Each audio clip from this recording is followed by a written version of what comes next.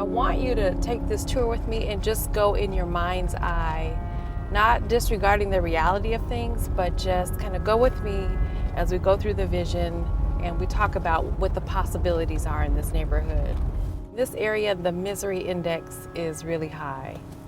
You have high unemployment, high school dropout rate is 43%.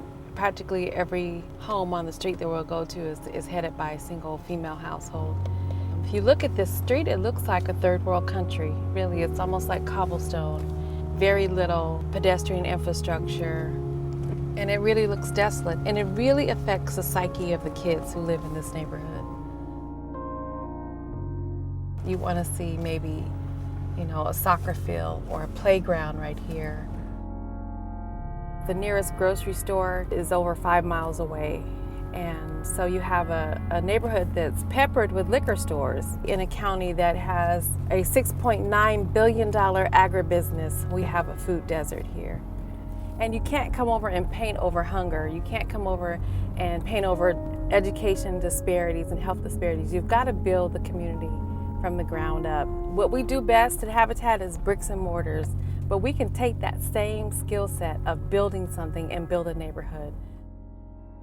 I remember when we started, we would ask people, what do you envision for this neighborhood? And sometimes we would just get a blank stare. And so we thought the ability to dream and to vision had just kind of disappeared. But we kept asking that question. And now we have a strategic plan that's built on the vision and the dreams and the hope of people who live here.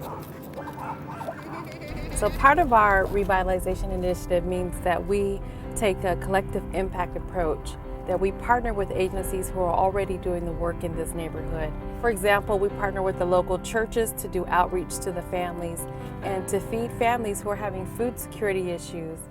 There is a little liquor store here that's going to have green carts and produce carts. I think the biggest change we see is the neighborhood kids who now feel empowered, and they have a voice now, and they're talking about their concerns more. But there was no sidewalks. Only if there was a playground nearby. We are right now circulating a petition for a playground in this neighborhood because people know kids need something to do in this neighborhood. This is the community center. It's really the hub of the neighborhood. The kids come after school, parents come, and at the community center we have a high population of youth and seniors who are all experiencing some food security in some form. So we built this 28-bed community garden with some of the neighborhood kids.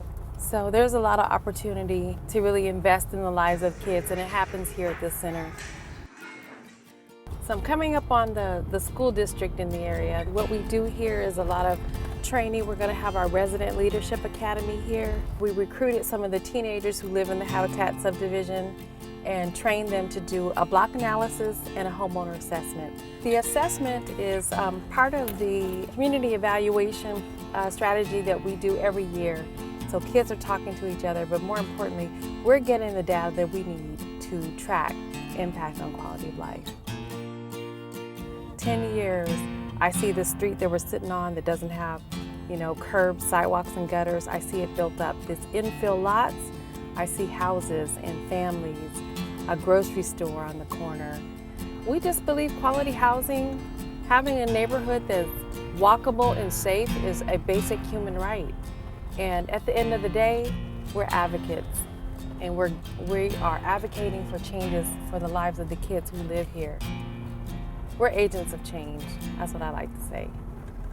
We are agents of change.